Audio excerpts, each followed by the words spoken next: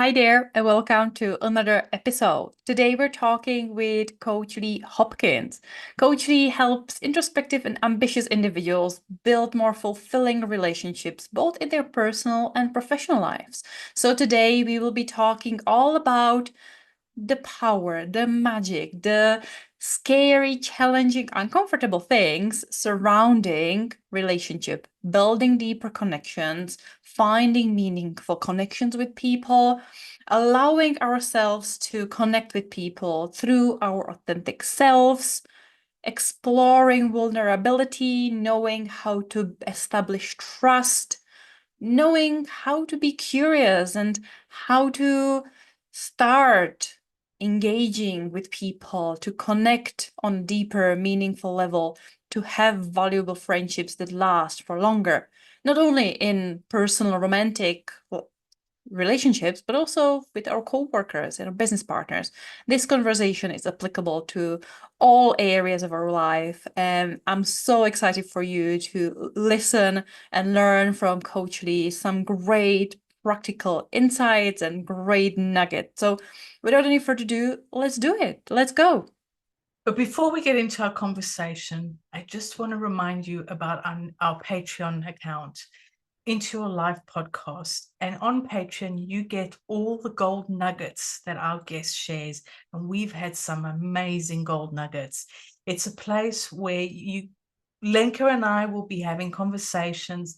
It's a place where we are working on building a community.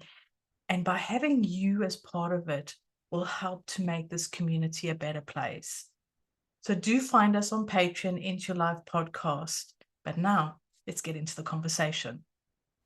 Hi there, and welcome to another episode. Today we're here with Coach Lee Hopkins, and I'm so excited to get started. So, hi there. How are you? Hello.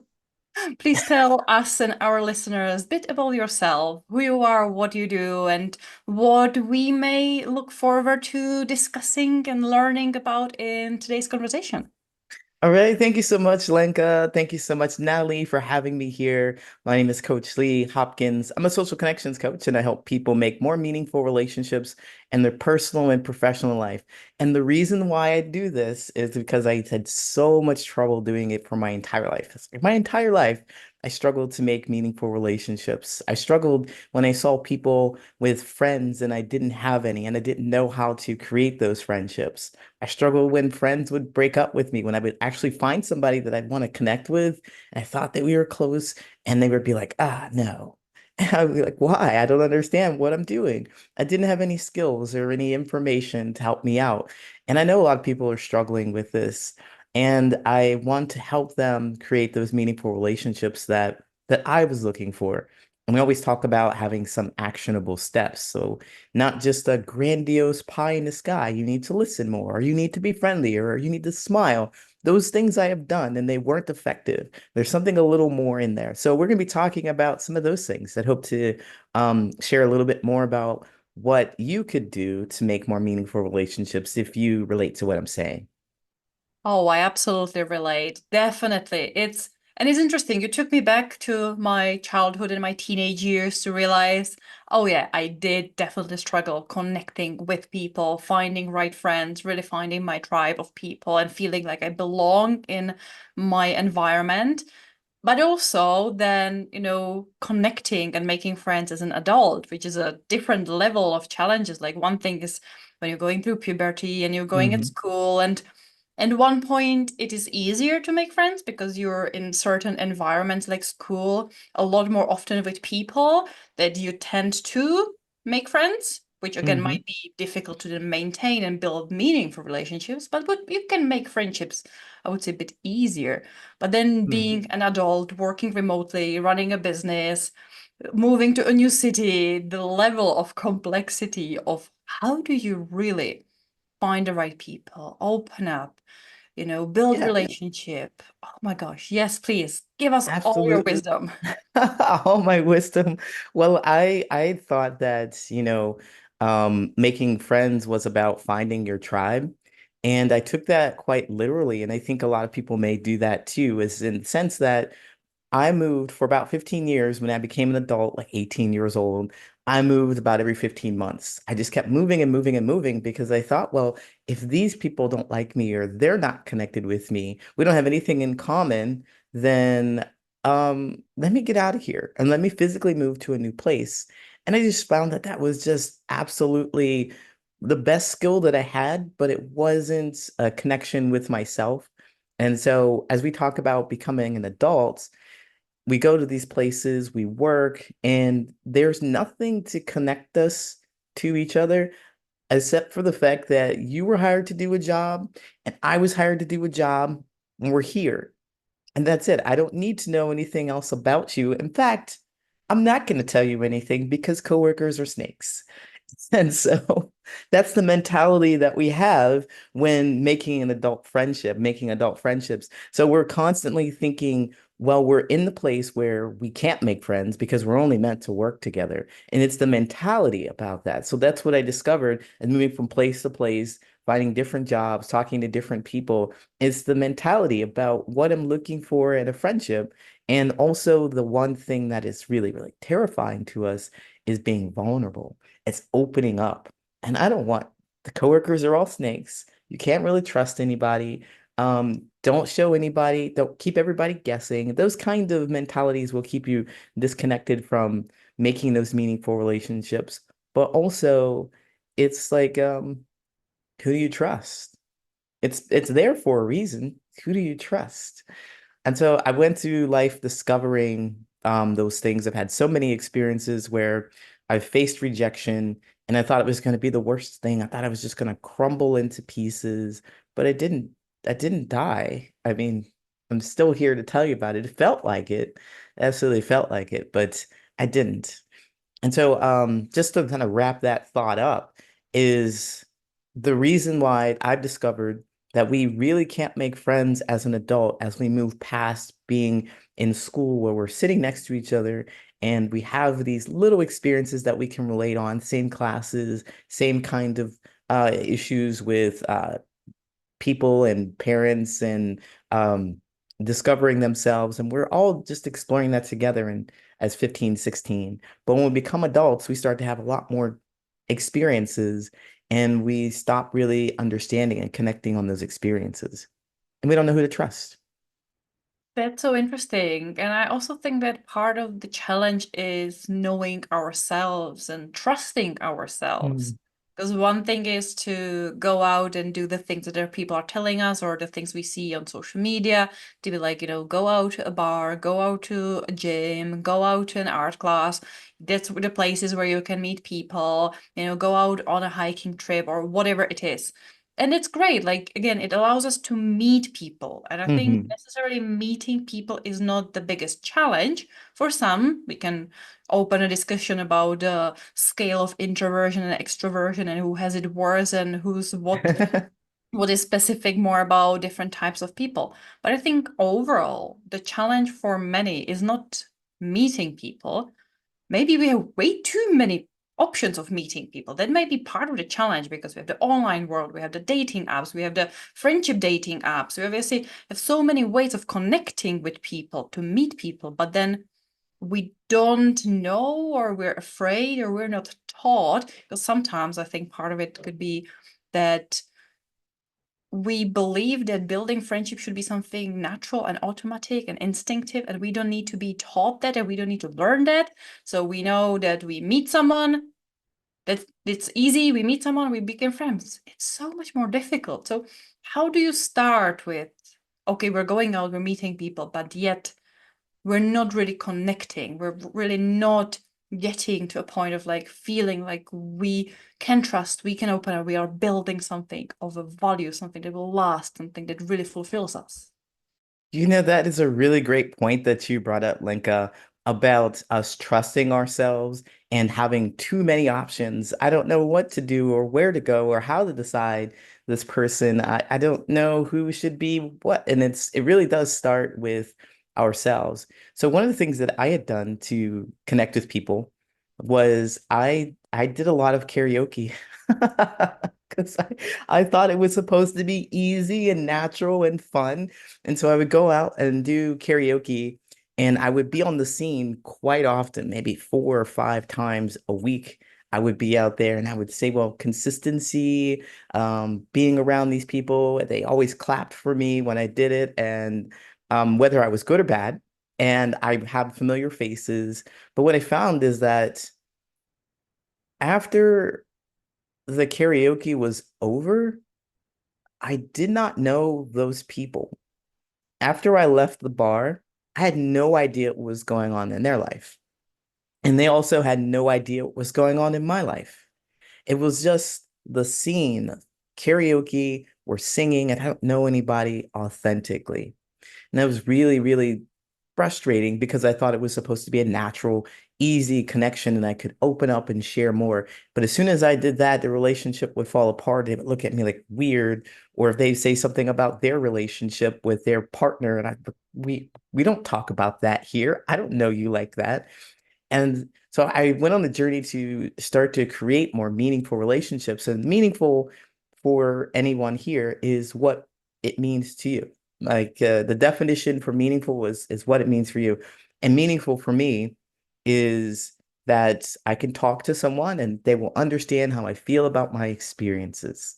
That's what I'm looking for. Someone who demonstrates that they understand how I feel about my experiences, and those closer connections will also be able to hear me when I say, look, you have done something to hurt me or something that upset me. I'd like to talk to you about it. Those are the closer, super closer connections. And so your question was, how do we get to that? How do we discover that? Um, I teach something called strategic vulnerability, and it's all about knowing more about yourself. It really is. It can't, Lena, you're shaking your head because yes, we're all know it. We just have to start with ourselves. And for so long, I've heard something like, well, you have to love yourself first. You have to love yourself. All right, okay, okay. I need to love myself first. How do I do it? I got my pen and my paper. Tell me. Tell me. And nobody could really give me actionable steps to do that. That really frustrated me. So discovering myself, I put it into steps. I have an analytical mind and empathetic heart, so I understand the analytics and break down the steps, and I could also understand and share my feelings. So with that, I've come up with strategic vulnerability, and that's where you share just a little bit of who you are, but you have to know what you want to share. And specifically, it needs to be something that is both joyful and important to you. It has to be joyful and important because if it's not joyful, it could be trauma dumping. You get into this place where you're creating relationships with people over anger, sadness, and fear. And that's all your relationship will be if you introduce it first. The second thing is important. It needs to be important to you because if it's not important, it's just small talk. Oh, nice weather we're having here today. Well, you're joyful about it, but you don't care about the weather.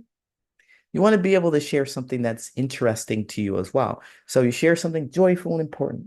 Open up just a little bit, but you have to know what those things are for yourself first. And then with this joyful, important thing, you're looking for a couple of responses. So I've worked this down to a science. I've worked this down to a science, and I go through the world helping people understand this piece. So you share something joyful and important to you, and it could be a board game talking about the hobbies that you have, your diet, like what do you eat? How do you eat? You're vegan. That's important to you, right? And it brings joy to you because you're for whatever reasons, animal welfare or your physical health, whatever it is, it brings joy to you. So you want to share that with other people, and you want to watch for one of two responses. One response is curiosity. So I know you're the right person. If you're curious about something that's joyful and important to me, you want to know more about me being a vegan? Great, I'd love to tell you. Do you want to learn more about board games? Great, I'd love to tell you about that. So whatever it is, that's a good positive sign. And then there's the second thing, which is congratulations. You want people to say congratulations to you, and it shows that they can support you when you have something joyful and fun happening in your life. Oh, you just booked a restaurant or just booked at your this restaurant that you were trying to get into for several months. Congratulations. I know it wasn't easy for you. You really wanted to do it. I'm so happy to support you. And this is a small thing. It's a small thing. But you want to look for that congratulations for them, not instead something like, oh, that's not a big deal. I can't believe you'd ever want to eat there. I don't care about that. You want them to be curious about you and you want them to support you. And if they can show you support in these smaller moments, they can most likely show you support in the bigger, more momentous moments. So I've used this skill to initially connect with people to just check. And the more you use this tool, the easier it is for you to say, oh, nah, no thanks, no thanks, really quickly and easily. Because you can decide, as I wrap this up and I'll pass it back to you, you can decide that you want to explore if they showed you that they're not curious. They're like, well, maybe it's, yeah. If they're not congratulatory, maybe you'll just continue to try and create that relationship with them. And you may discover that they won't be able to support you the way you wanted. And they told you that, or they showed it to you at the very beginning. Wow, it's just so much to unpack there, and I love how you've, as you said, nailed down the science, and almost into 2 steps. And curiosity is such a wonderful tool, and it's something we've heard a lot from our guests, about listening or different ways, and just having that curiosity. And why not have curiosity or receive the curiosity in building friendships? But one of the things that you really mentioned was vulnerability. And this is a topic I'm very interested in. And I was introduced to it through Brené Brown. She's written a lot about vulnerability. And I'm realizing how important vulnerability is. But and when I say we, I'll put my hand up to me, is any way that I feel vulnerable, it's the humor comes out and I'm off. Vulnerability is for the weak. Don't show your vulnerability. You better than that.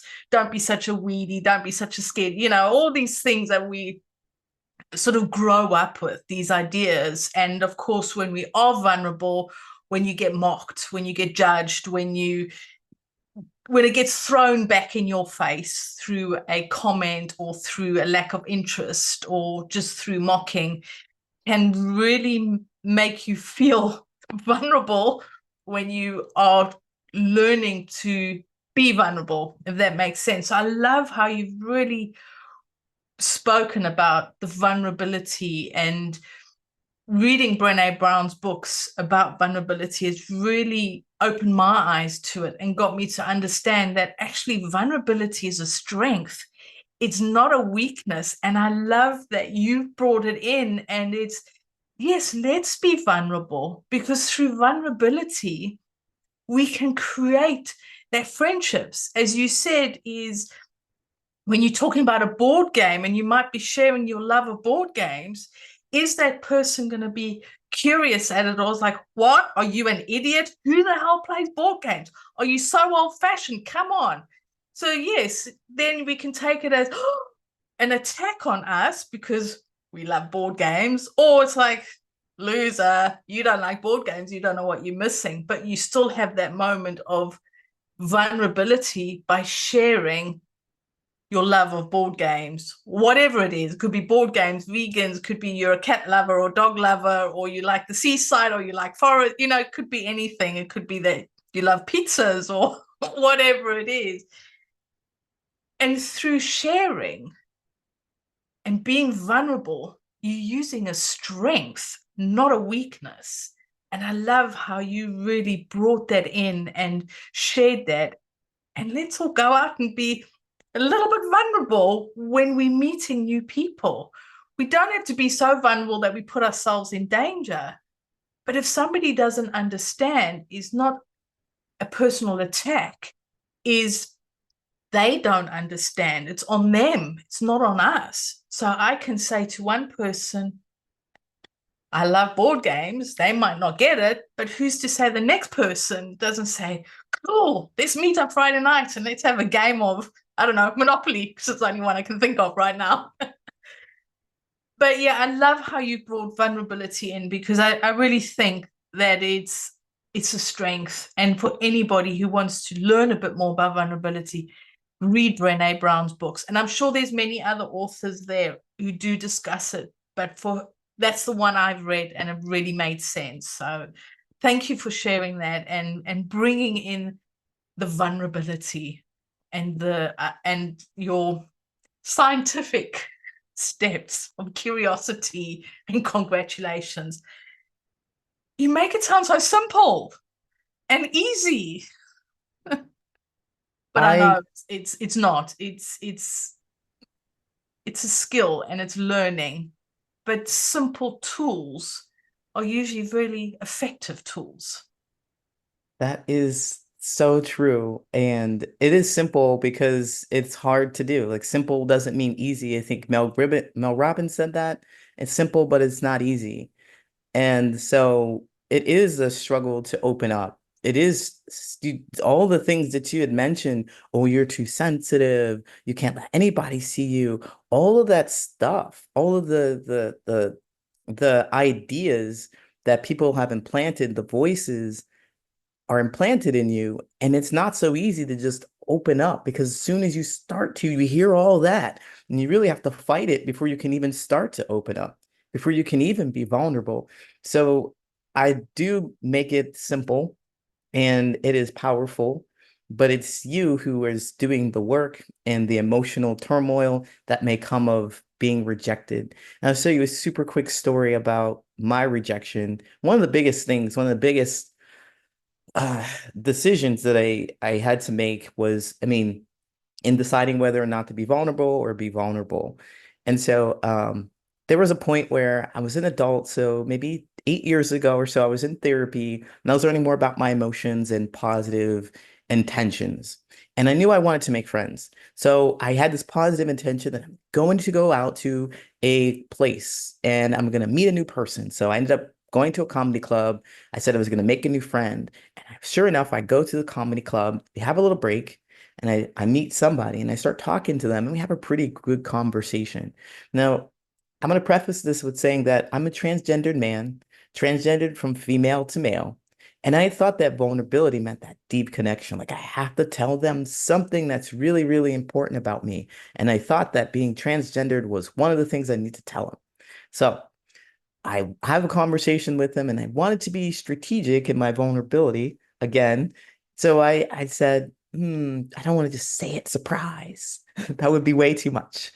But I did ask, about LGBT stuff. Like, how are you feeling about that stuff? And you're like, yeah, it's not a big deal. Yeah, okay. And I was like, great, great. And then I leaned the conversation towards transgender. Well, what about transgender? Because I think this was the time at which Caitlyn Jenner had come out too. And and they were like, I've never seen one before, but I don't have a problem. And then I was like, in my mind, I thought, oh, perfect. They don't have a problem. They have a knowledge gap. I can answer any questions they might have about it. And then the next things I said was, I'm trans, expecting a fanfare. But this guy, his face was, he had no more words for me. And he left the entire venue. That is the most painful rejection that I've ever experienced. And that was so painful. But I can laugh and tell you about this story because, I survived it and I had to go process it. And to your point, Natalie, about how some people just can't understand when you show them something like that. But I also learned on my end that was just way too much. And it was not appropriate for someone I'd just been talking to for about 20 minutes. And so the varying adjustment of that and the lesson that I took from that at the time was never open up again.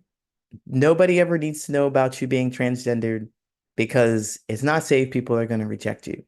So maybe 2 years later, I went to a new job, didn't tell anybody I was transgendered, created a nice relationship with someone there, a friendship with them, met his wife, met his kids, talked to him all the time for 2.5 years.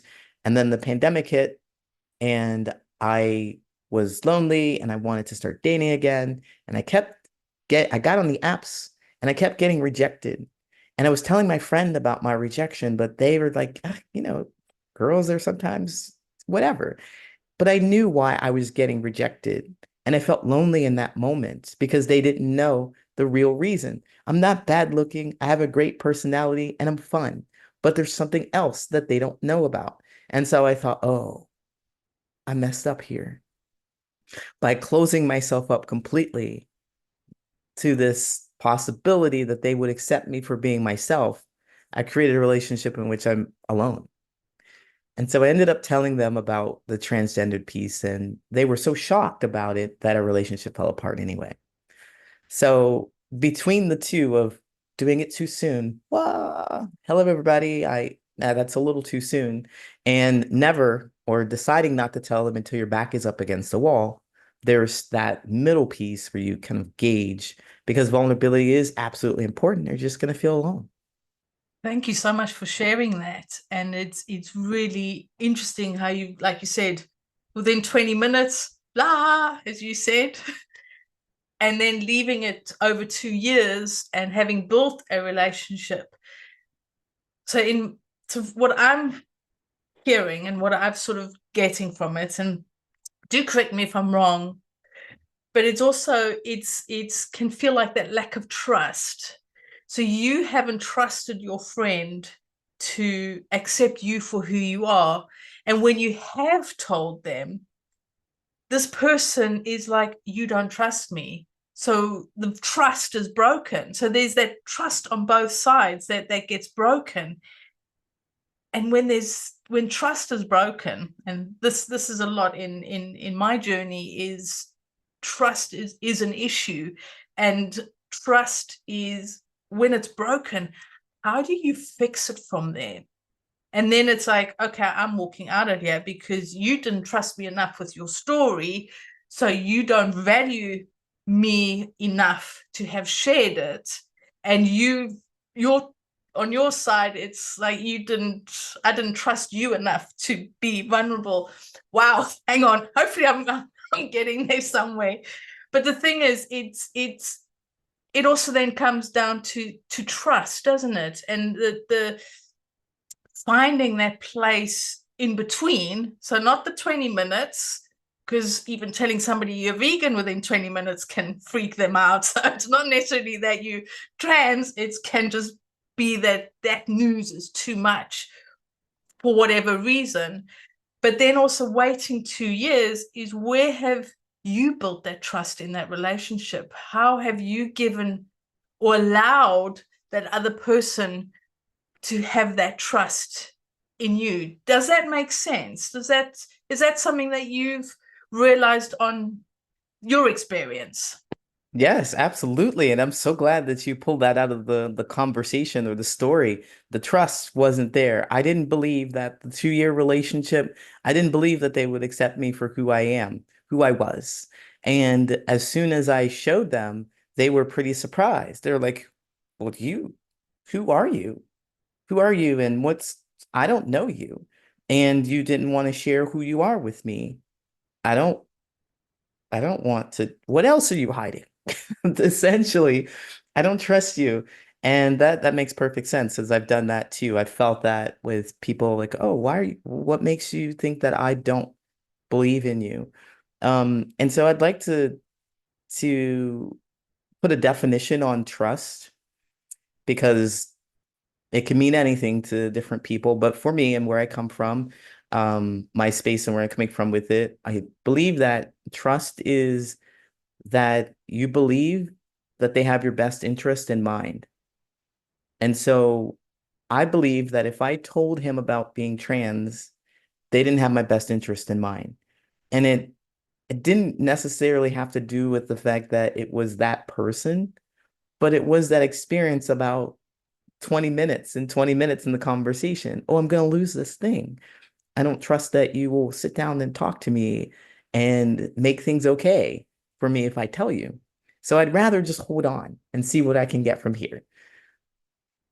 And it also kind of touches on the fact that change is hard, that, changing ourselves, changing the way we intuitively deal with people, the way we present ourselves, like having this intentionality and being able to, in the moment, consider whether or not overshare or not overshare, or do a few more steps forward, a few steps back, open up and, do the scary thing of telling someone something personal.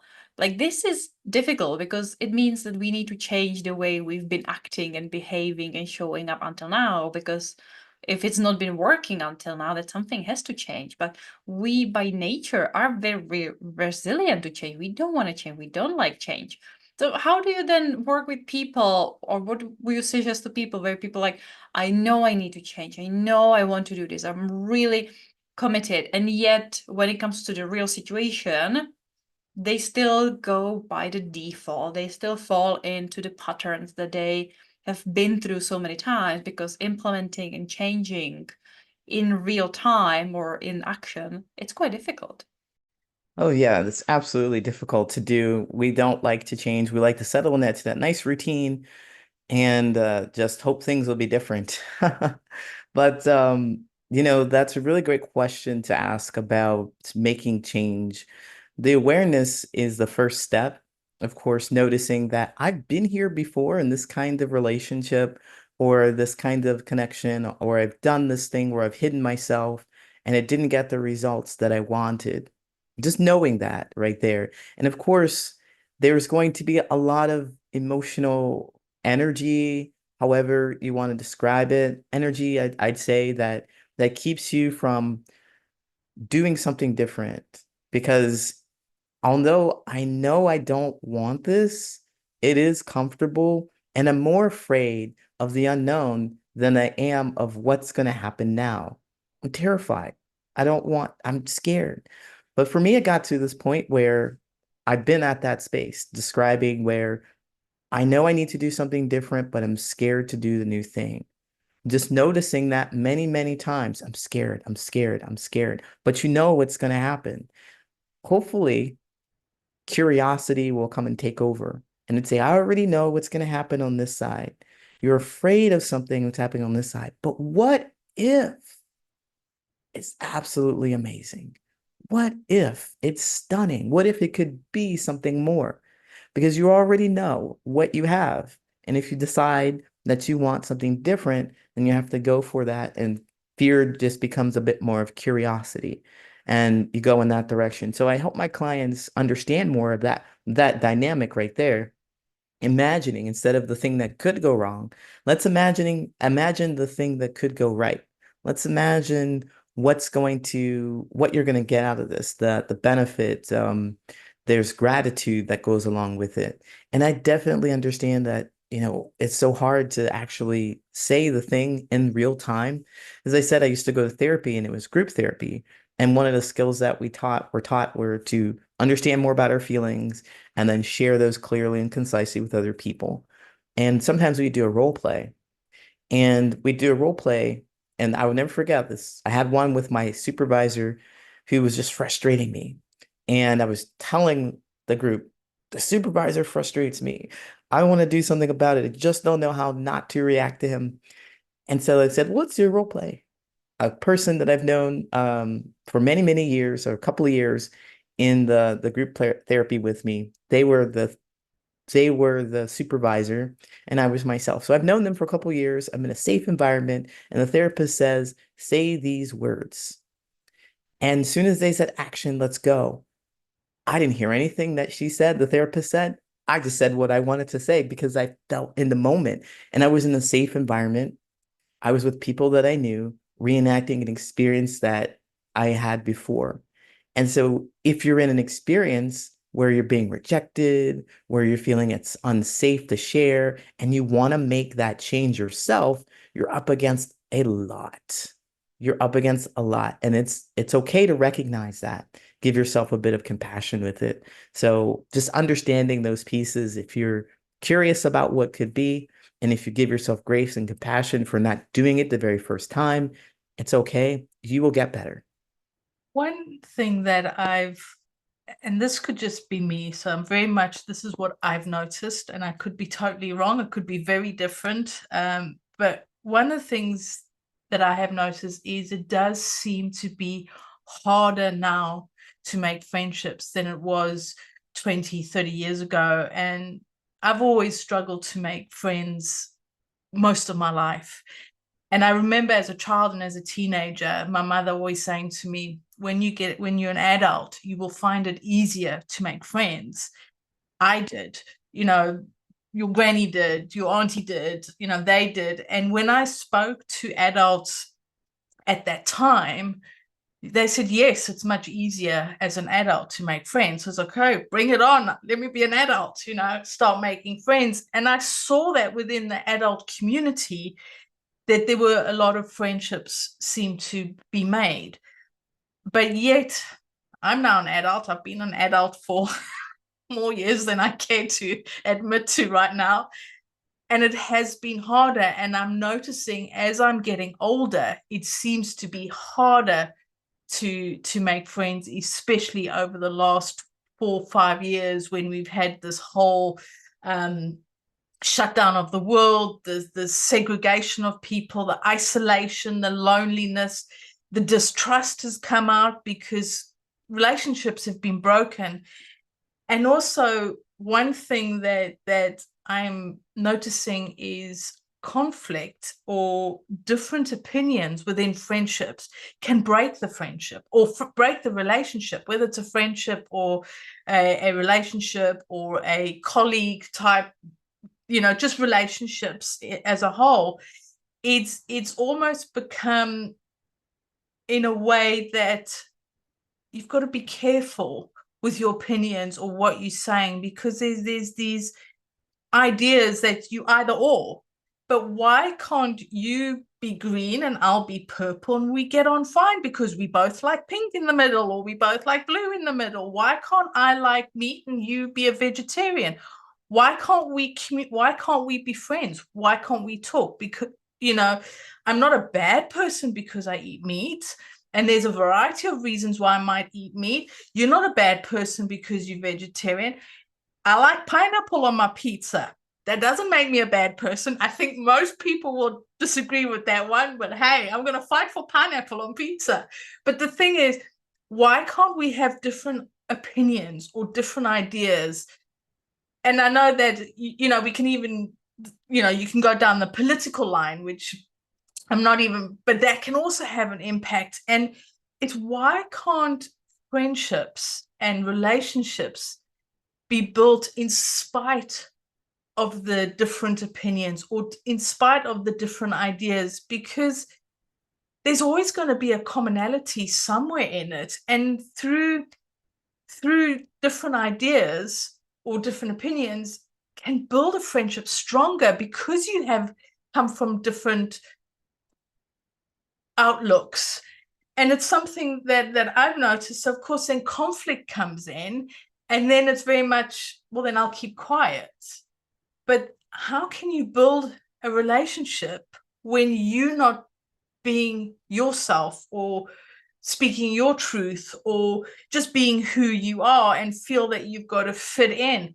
That's not building a real relationship, though, is it? So how would you, as the expert in this, and maybe just through your experiences, how can we as humans deal with all this conflict or these different opinions, and how can we actually bring them together to build stronger relationships?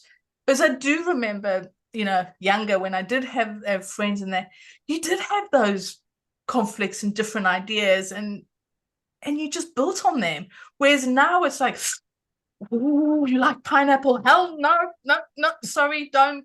Ghosted. I'm not going to talk to you anymore. That's it. We're not friends. It's like, it's just pineapple on pizza, So can you delve a little bit into that? Or have I just totally gone Now, off somewhere and you're thinking, well, that woman's nuts? you're following, we're all together. We're hanging out here and it seems perfect. That's a really great question. And I also like pineapple on my pizza, so we can be friends. We can be Ew, friends. yes. Yes.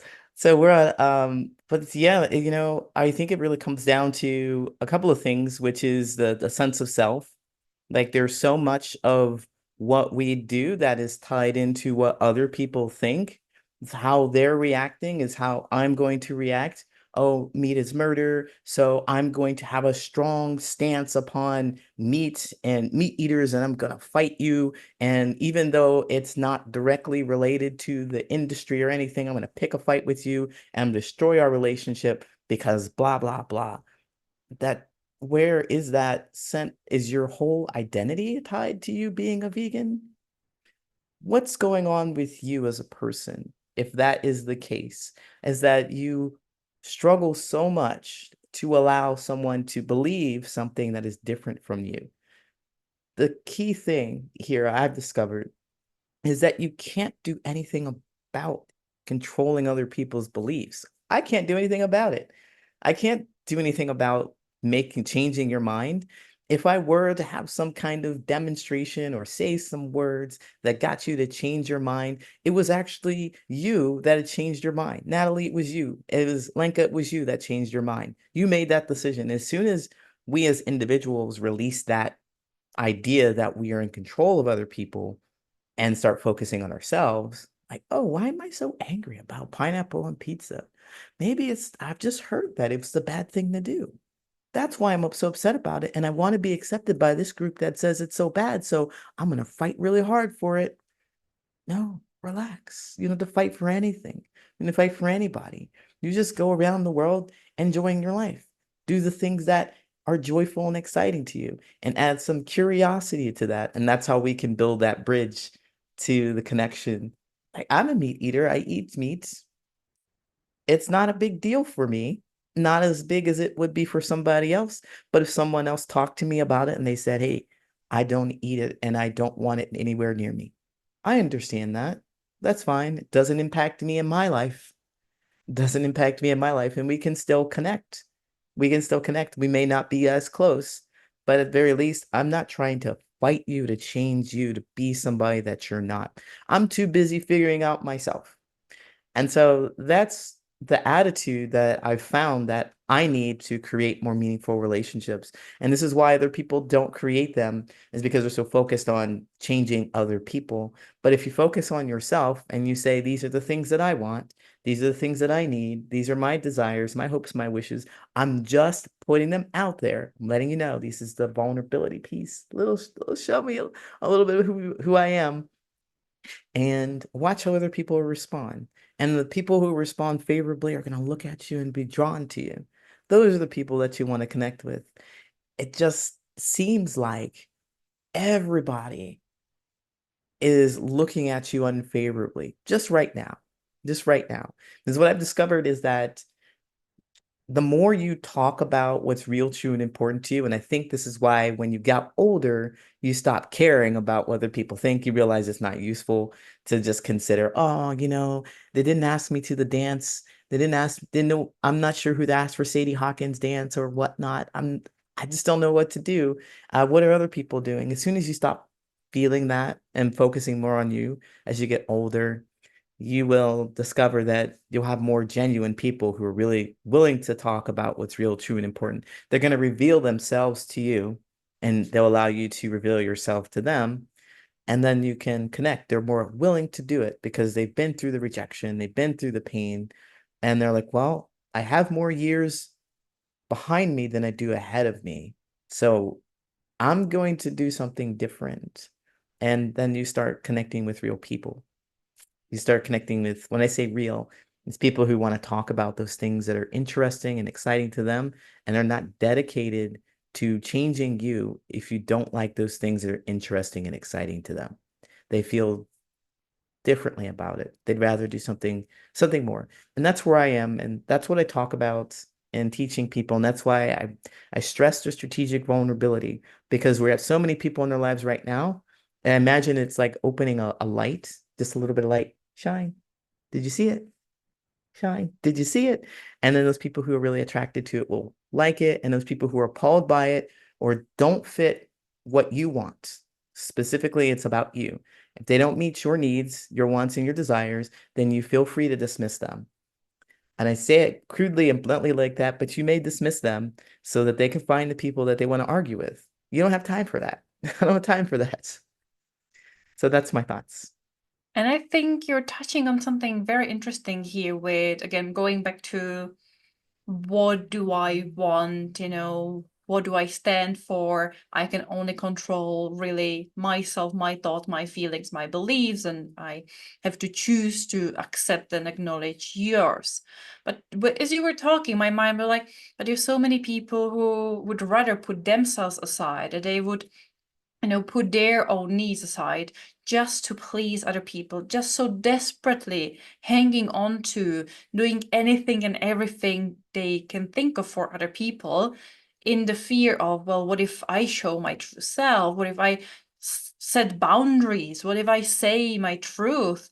Then people not gonna like me anymore. People not gonna want to be my friends anymore. It's the people pleasing. It's the really going above and beyond just to please you, to completely forget about myself. And I think it's a both, we need to find a balance of, we cannot be just me, everything's about me, and I'm not gonna change, or I'm not gonna acknowledge, and I'm not gonna respect anyone else's opinions or anything, and I'm only gonna find people who think like me. Everyone needs to be exactly as me.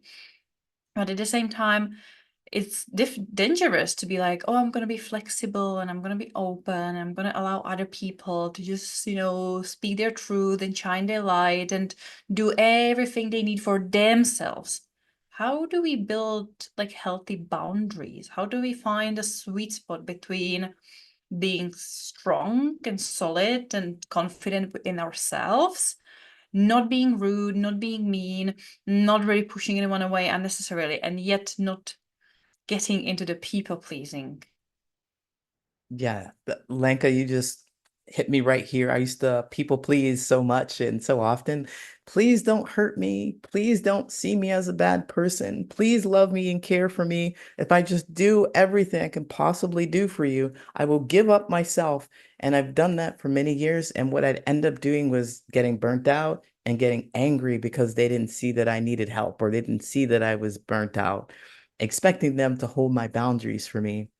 And so for that, I have something called the needs, negotiables, and nevers. It's always about understanding yourself. And the needs, negotiables, and nevers are these actions, and they're specific actions and behaviors that you would like to see from someone else. And they're also specific actions and behaviors that you would like to be able to do. So your needs, for example, if you want to go out on Saturdays and that is your deepest desire, and let's say you're in a romantic relationship and they're like, no way, well, you just need to, you're going to have a conversation with them about your needs, express them to them. And if it is an absolute need to, you will leave the relationship if they're not amenable to you, if they're not able to do that for you, or they're not able to support you with that. Because otherwise, if you put it into a negotiables category, you're going to be very frustrated because it's one of your deepest desires to go out on a Saturday night and play board games, because that's what I'd be doing. And you would want to be able to do that.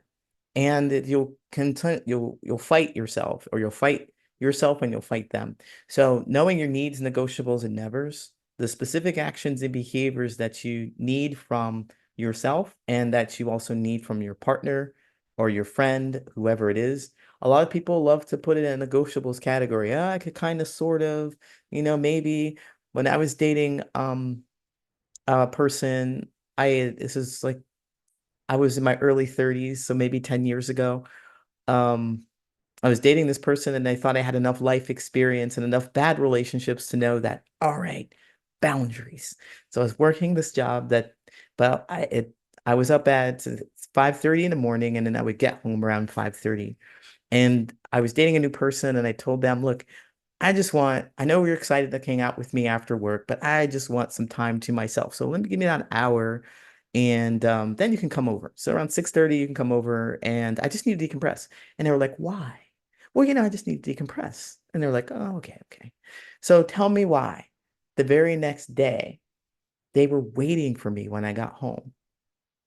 5:30, they were waiting for me. And I was like, I know that I said I wanted an hour, but this is what I did. And this is why it's tricky with boundaries, like knowing yourself and knowing what you will not and will not do. I was like, "Oh, they just couldn't wait to see me. That's so romantic." I completely forgot that I had wanted my own space.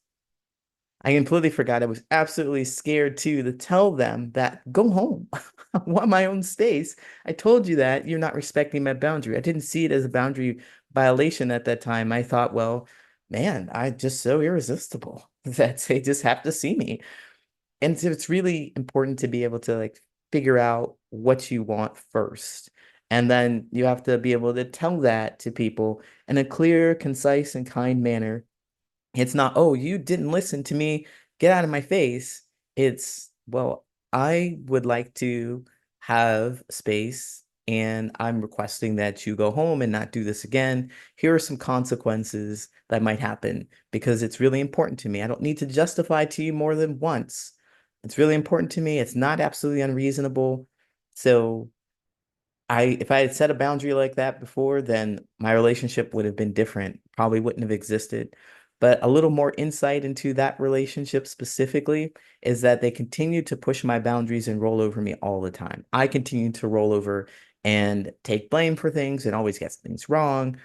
I'm not, yeah, so it's really understanding more about yourself first. And I'm not saying I didn't participate in that because I am the people pleaser. I'm part of the equation too. But it's really important to know your needs, your negotiables, and your nevers. So the nevers is they're really important. Needs and nevers. You have to be able to say that to someone. And then if I could just point out one more thing about being the center of attention or the center of your universe, as I would say, I think it's really important to operate from this mindset of me, me, me. And I know that you said like maybe not, but let me just offer a different point. The way I'm thinking about it is that if I'm thinking about it for me, me, me, I'm thinking, well, everybody has something interesting to share and to learn. I can learn from them. And I can decide whether or not that it's a belief that I will continue to keep or it's a belief that I will not keep. I get to decide that. And it's really great for that. And we're only going to stay in the realm of friendships because if we take that any further into politics or something bigger, that might cause a bit of trouble. You can't just let people it's really not in the best interest of everyone if you allow some people to say things that are insightful and I don't know the word I'm looking for, but that can incite a few things. It's not a benefit to most people. But if you focus on yourself and your friendships and your relationships and what it is that you want, what's important and interesting to you, and just focus like this is my best self. And if I could just be my best self, and that means I'm happy and I'm excited and I appreciate me and I like being in the space with the people I'm sharing, then it's really great to be in that space. But I found that if I stop focusing on what other people think, then I feel a lot better. And it's in my best interest to learn from other people. It's in my best interest to support other people in the best manner that I can, not to my detriment ever. That is such good advice about boundaries. And it's also is if somebody honors your boundaries and honors your needs, there's that trust and there's that balance, because if they are able to honor your needs and you can honor their needs, then you can start to build something on that. But it's I guess when you just take over and another person's needs are not important and you just bring your own stuff into it, is a good sign. Like you said, your needs, your negotiables, and your nevers. I'm very good with my nevers. I'm not very good with my needs, but working on it. I mean, one of my needs is very much I love Sundays. Sundays I call my hermit days. Is I just want to be home. I don't go out anywhere. I don't want to meet people. I don't want to do. I do it occasionally if no other time will work, or there's sometimes you do need to sometimes break those needs, but generally it's something that is really important, is put your needs there. And if that person respects you and honors you and wants to have a well-balanced relationship, they will respect that those are your needs. And if the needs really conflict, then are they the right person to have in your life? So when you start with your needs and your nevers, I think you get an idea of, is this person the right person? Can they accept my nevers, and can they accept my needs? And then you just negotiate the middle, the squishy bits in the middle. Thank you so much for that. It's been amazing. You have been a font of information, and your stories and your experiences have been really great. And we really appreciate you sharing and being vulnerable on our podcast and sharing your stories. But Lenka and I, we do like to have a little bit more. And this is our section that we've just called it the Golden Nuggets. Hop onto our Patreon account to get access to this amazing gold nugget.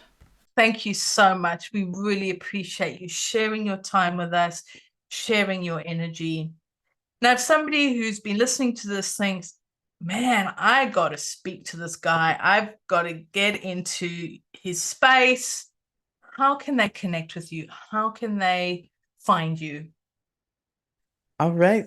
You can find me at patternsofpossibility.com. That's my website. And I'm on all social media at Patterns of Possibility. That's LinkedIn, YouTube, Facebook, TikTok, even Reddit. You can find me on Reddit as well. I hang out in those places a whole lot. And I also go live 3 days a week because I'm really, really adamant about sharing actionable steps.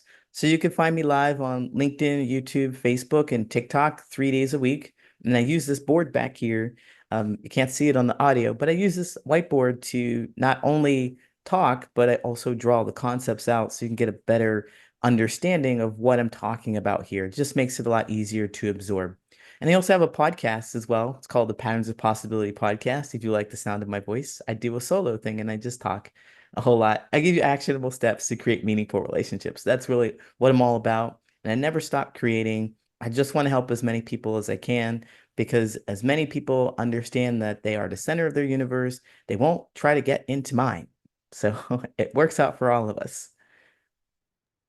Thank you so much. And of course, we'll have all your links in the description, so anybody can just click on either one that they want. So thank you for that. And again, thank you for sharing your wisdom. Thank you for sharing your vulnerability and your experiences. And for our listeners, what have you got from today? Are you inspired to have more curiosity or congratulate people more when they come out with random bits about who they are? Or are you willing to be more vulnerable and to share something about you and giving the person space to be curious or to congratulate you?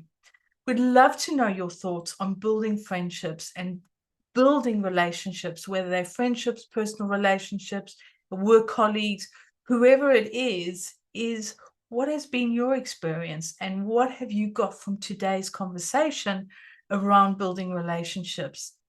Has the idea of being more vulnerable intrigued you? And are you going to start being a bit more curious when you meet somebody new? And until next time, we'll talk to you soon. Bye.